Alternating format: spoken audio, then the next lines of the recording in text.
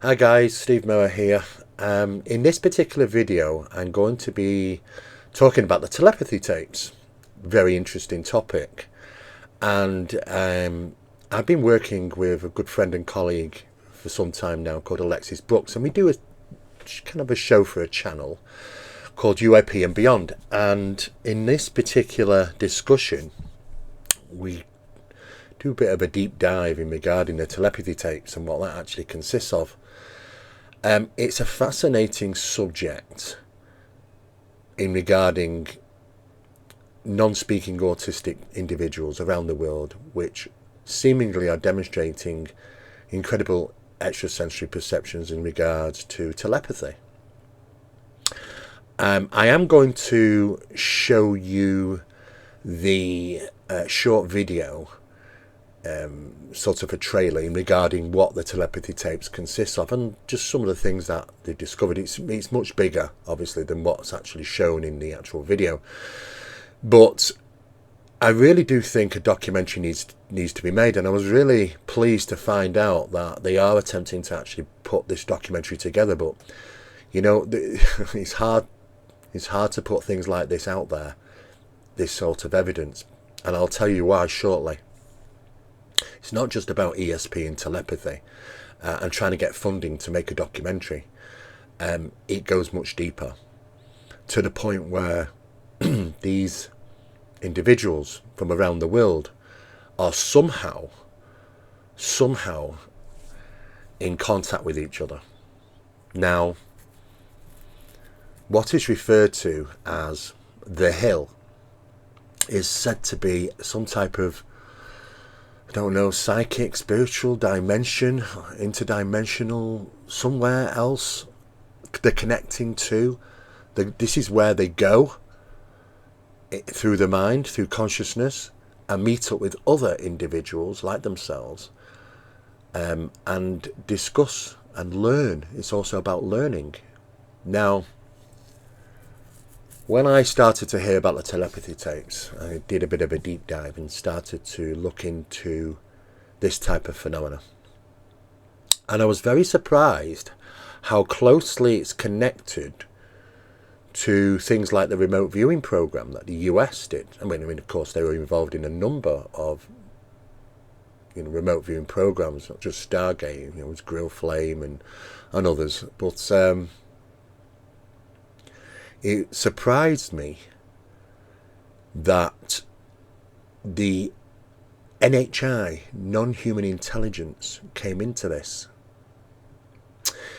and how that came about was the children, these individuals, which are talking about non-human intelligence being at the location of the Hill.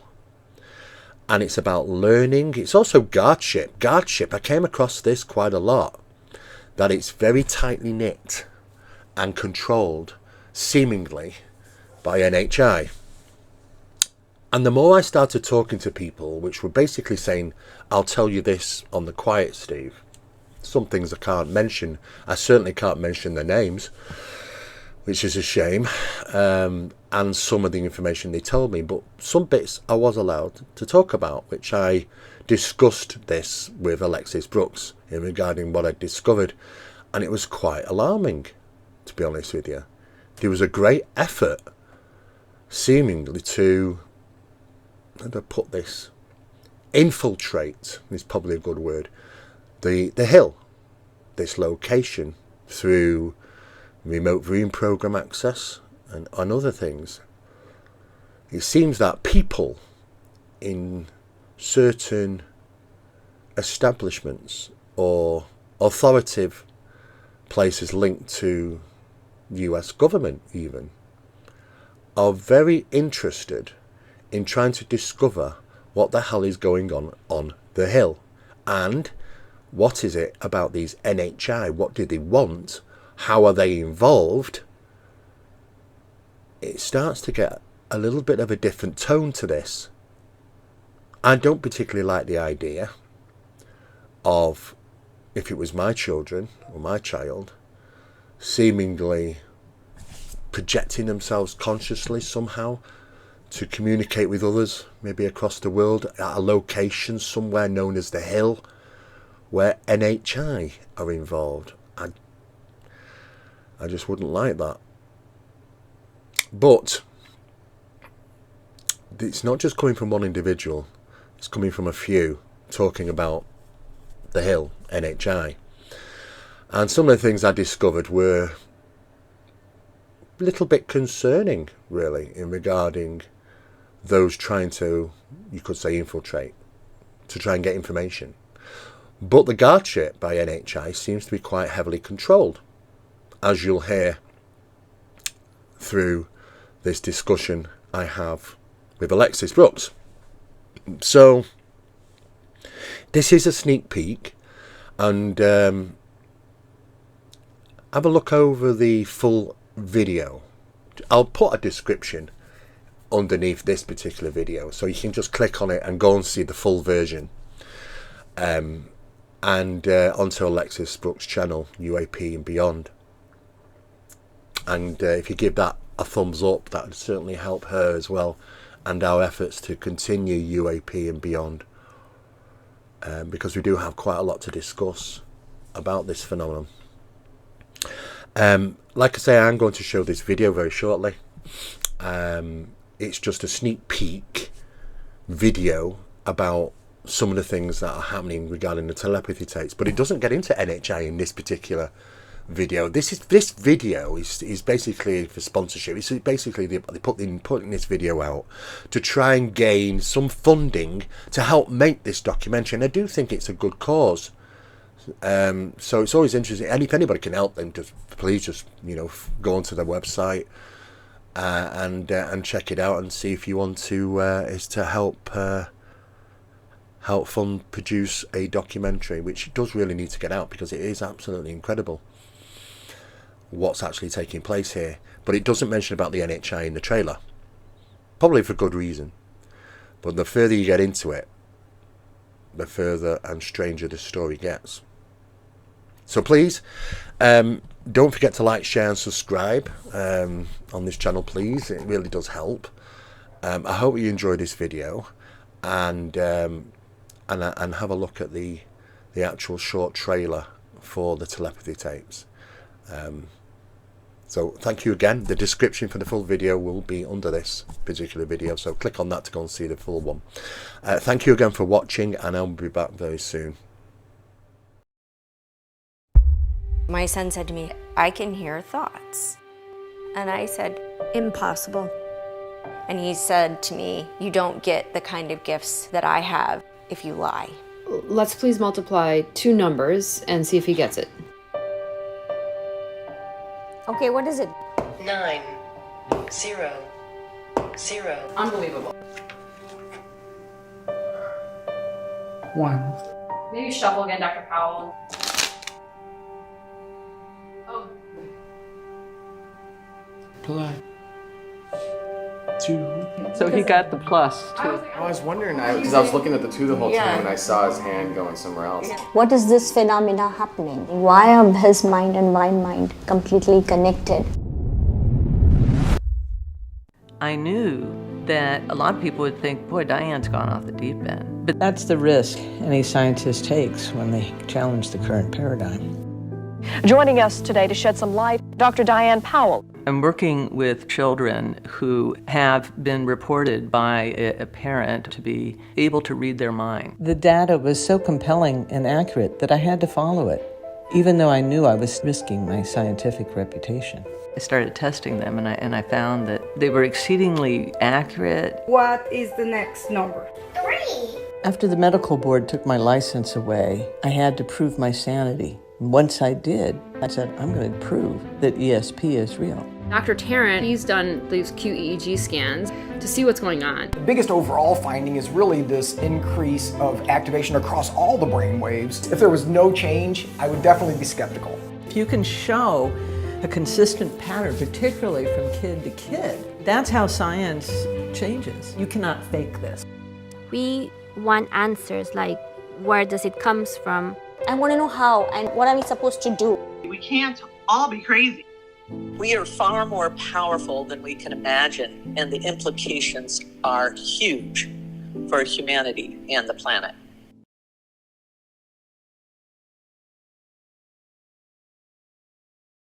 The telepathy tapes. What if I told you that there was a bombshell? I'm going to use that word. I know some people don't like that word, but let's say a bombshell that's associated with not the telepathy tapes. We happen to think that is a phenomenal breakthrough in what Kai Dickens' work has brought to light for so many of us. But a bombshell having to do with something that you all, if you know the telepathy tapes, called the Hill, may create, or what we're going to talk about may create such a bombshell. I'm here with my co-host, Steve Mera. This is UAP and Beyond. We're finally back with episode 3. It's been a little bit of a break, but we wanted to get back because there's a lot to talk about. And today we thought we would really bear down on the telepathy tapes, this amazing podcast produced by Kai Dickens with the incredible research of Dr. Diane Hennessy Powell, and all that it has brought to light, not just to those of us that follow this sort of thing, these sorts of subjects within the larger framework of the metaphysical realm, but so many lay people, Steve, have become, and I say lay people that wouldn't otherwise be listening or watching this sort of information are really finding themselves tuned in. And I would dare say perhaps intuitively prompted to do so. But I want to get right straight away, you guys, into this idea. Steve and I had a conversation, just yesterday, about this aspect called the Hill. For those of you that don't know the term, and if you've seen the telepathy tapes or heard them, I should say, you'll know. But the Hill is described as a sort of metaphysical realm where the focus of the telepathy tapes, which are non-speaking autistic individuals, go. It is a dimensional realm, you might call it, where they go to gather and to learn from one another and console one another, support one another. Many people might call it an imaginary space. I believe it's anything but imaginary. But beyond that, Steve Mera, you're saying that there may be a lot more knowledge about the Hill than our government is letting on. Absolutely, yes. And we're aware that there are experiments taking place at the Lawrence Livermore laboratories in the US. They've been highly involved in experimental or paranormal, parapsychological, all sorts of different things, experiments at a very high level, very secret stuff that's been going on. They already have over 7,000 pages of documented information from when the government were involved in the remote viewing programs. They still are, but you just, you don't get to hear about them now, really. Grow Flame, Stargate, and things like that. But that they've already got a starting place. 7,000 pages documented information pertaining to the advanced studies of remote viewing, and they know it works because it's been practiced, it's been utilized in numerous different operations very successfully. And this is why you get all these references, such as the Greek gods. Gods of Olympus was on top of Mount Olympus, Mount Horeb or Mount Moses climbing Mount Sinai. The Nephilim that came down to earth, landed on a mountain. People used to ascend, and they still do in the Holy Lands. And we say the Holy Lands, like India and many Eastern other countries. They traverse hundreds of miles, thousands of people, to what is referred to as the Holy Caves, which is caves found at high altitude. And this is where they go to communicate. And it's assumed that, and it's a global thing here. It's interesting because why should it be a global thing? How can they all know the same thing to do? But in ancient times, the easiest path to communication was by giving yourself altitude first. These were referred to, you had to ascend a mountain. So these became ascension points. The Buddhist monks, the Buddhist monks have the temples on the top of mountains. So this is not by chance. There are hundreds and hundreds of examples of this. So when you start to hear about references of the Hill, and in fact there are many of these hills, that it is described as a telepathic chat room for those that can do so, for those that can make it, of course. Now, on attending maybe for the first time these chat rooms through consciousness, it's a consciousness reach to an ascension point. It's described as, it literally is a hill. I mean, it's beautiful colours and purples and pinks and things. And there are intelligences, not just spiritual intelligence from humankind. There are others, what we might refer to as entities or non-human intelligences. Right. Now, they are defensive. They are guarding, because if you're kind of a newcomer that turns up on the scene and start asking too many questions, or because it's like, as been described, you get these pods on the hill.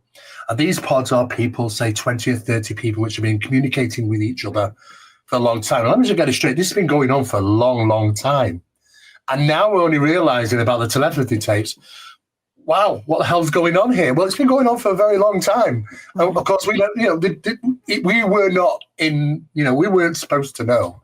We were invited to the party, in a sense of speaking. It is for the individuals with certain abilities that are gifted through other, it could be brought on by some other psychological problems. We talked about autism and numerous other things, but there are ways to get there. And when you actually get there, the stories is that you're kind of challenged initially. Who are you? Why are you here? What have you got to share? What do you want to learn? And they're very reluctant at first, but then over a period of time, you kind of get introduced to these pods. These pods are the people you would communicate regularly. It could be maybe 10, 15, 20 of them. So you don't just I've reached a location and then just go and enter into a pod discussion. It's considered a bit of a naughty thing to do. It's a no-no. It's a bit naughty. And they don't like you doing that. So they're very guarding. And there are things which are referred to as non-human intelligences, which will steer this in a certain way to make sure that you're not an infiltrator. They're very concerned about infiltration. Right. And this is why the government want to get their hands right into this.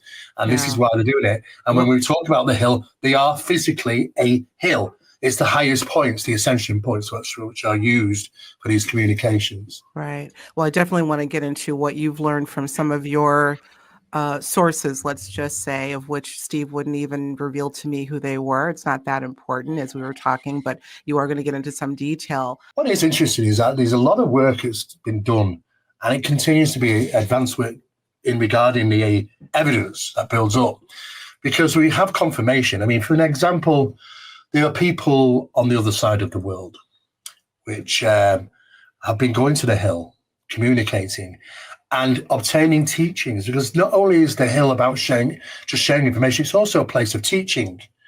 And people will share many things even in regards to obtaining information of future events and sharing information of future events. So it's very interesting. And when we talk to these people on the other side of the world, and they will say, this is the person I'm talking with, and this is what they're talking to me about, then the research has been done to find the other individuals. And they have done on a number of occasions. And it turns out because they're not aware that communications has happened already with these other people on the other side of the world. But when asked the question, they're relaying exactly this right information, what they're saying, that they were talking, they were in discussions, and the evidence is there. And they've done this a number of times, which proves the fact that these communications are actually happening. Now, it's no surprise. Anybody that's in the parapsychological circles will realize very quickly that there's been a lot of telepathic tests done over the years, and some of them have been exceptionally successful. Weizmann Institute, for one thing, they did one a number of years ago. We just communicated telepathic information from India to the other side of the world, and it was achieved. So we are aware that through expanded consciousness, there is capabilities to be able to do this. But to do this on a global basis, which has been going on behind our backs and secretively with these individuals for a long time. And now suddenly we're aware the kind of game's up. We now know about the hills, guys. And I know that you are communicating. This is a place for you to be able to communicate and teachings. But what's really interesting, because the show is called UAP and Beyond, and the reason is because there are non-human entities also associated to this process. which appear at the Hill and communicate with individuals. So that expanded consciousness is far more than just brain-to-brain communication, because this is how they used to refer it to many years ago when doing tests, maybe 15 years ago. They used to call it brain-to-brain communication. Mm-hmm. And they thought that because the brain puts out waves of information, it can be picked up and interpreted by another individual 10, 20, 30 feet away. But these people on the other side of the world, there's no way. It is brain-to-brain communication. There's much more going on than meets the eye. Well, I mean, if we could go back in time to Whitley Strieber's book, Secret School, you know, when NHI were teaching children, you know, so, you know, there are different references to this, but what's interesting is that how to get to the Hill. Does everybody have to have some form of psychological disorder of some sort to be able to get there? The answer is no. You know, individuals can. There are methods of being able to do so. But the problem is now that the main concern is for those that use the Hill is the information is out, and is there going to be people in government practice, because we know that they're heavily involved in practices like this, secretively, that are going to be intrusive and basically end up at the Hill trying to find out about communications with NHI. So that's a bit of a thing that's circulating around at the moment about how now it's out. How do we protect the location? Right. Now, you told me yesterday, Steve, that you had an insider that you spoke with that gave specific details on government's knowledge of the Hill, maybe even before the popularity of the telepathy tapes came out. I want you to go only as far as you feel safe going, but I want you to share with all of us what it is you found out. Well, what's really interesting is that this has been on the cards for a while. I mean, though that many refer to it as the Hill, there has been other names for it in the past. It's nothing new. It's been going on for quite some time. But when it was first identified, they thought they could utilize that process of getting there through mediumship and meditation. Now, meditation is used because we know that there are some children that struggle to get to the Hill. And to do that, they had to literally bury their heads in with like 4 pillars just to cut out the sound of the world around them. It's so difficult. Absolutely. Not to cut you off, but one of the autistic individuals, John Paul, I believe, who sadly passed away, that's exactly what he would do because he was so overwhelmed by noise. He would go upstairs to his room, take a bunch of pillows, and shut out the noise. Okay, go ahead. Yes, there's a number of them that have been doing that because they're shutting out the noise. That process, there's a process in meditation that you can do that. And that's the whole point of the meditation, is not to try and expand your consciousness where you're leaving your body or communicating with something. But the first thing is management, is how to become quiet. Mm-hmm. In other words, the external sounds disappear. Once all that is blocked out and gone, then you can start to focus as to what you're going to do. You're going to communicate, you're going to go somewhere. You know, that's what it's for this expanded consciousness. But the process is first is shedding our reality in a sense that interferes with that focus, the sounds and the environment and all sorts of different things. So, you know, it's basically a Ganzfeld process. Mm-hmm. Now, the name Ganzfeld, if the viewers don't understand, Ganzfeld's used in parapsychological tests when trying to study enhanced capabilities of all enhanced consciousness. And they wear things over their eyes, completely blacks out. Sometimes it's ping pong balls, half of them with red light on them. But they're in, you know, the deprivation chambers, sometimes flotation tanks. So you're just floating around. You know, they're trying to cut away that shedding of our reality, so that we don't feel as much. We don't. Our light deprivations there, hearing deprivations there.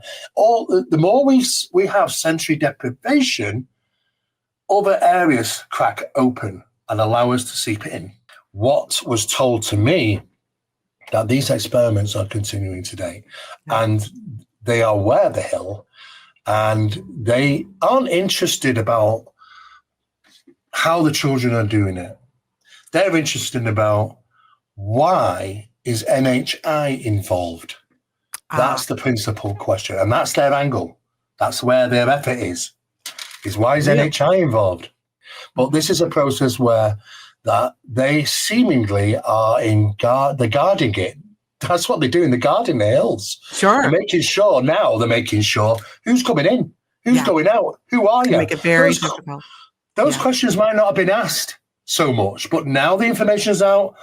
The NHI will know there are certain divisions within government power that specialize in these experiments, and they want to get to the hill, and they want a piece of the pie, and they will know that. So this is why they've upped the game in guarding. Anybody who's a newcomer goes to the hill, they get scrutinized quite a bit, I believe. But NHI were there, and NHI can seemingly appear to be discs, funny enough, of various colours that can pass through the ethereal body. So I don't know what that actually means. It's information I've been shared with, but I don't actually know what that means. Or maybe is it a form of checking how sincere you are? I'm not too sure, but they're definitely gatekeeping. They've upped their ante, absolutely. Steve, I really would like to focus on is it possible, will we get to the point where other individuals outside of these definitions? Well, I think we're all on a journey. Yeah, and even in a very short space of time, we are seeing new things turn up in the human. Yeah, things that might think that we are still under development. Yeah, I love it. Let's leave it there. We're under development, not arrested development. Under development. All right, Steve. Thank you so much. Come on over to Patreon, y'all. Let's continue the conversation. We'll talk to you real soon. Oh, by the way, make sure that hit that like button. Please hit that subscribe button. I'm not going to go down the road of what's going on with YouTube right now. We need your support. Tell YouTube you want to hear more of this. You want to watch more of this. So please go ahead. Let us know that you enjoyed the conversation so we can have more of them. Okay? All right. Thanks, guys. We'll talk to you real soon. Bye.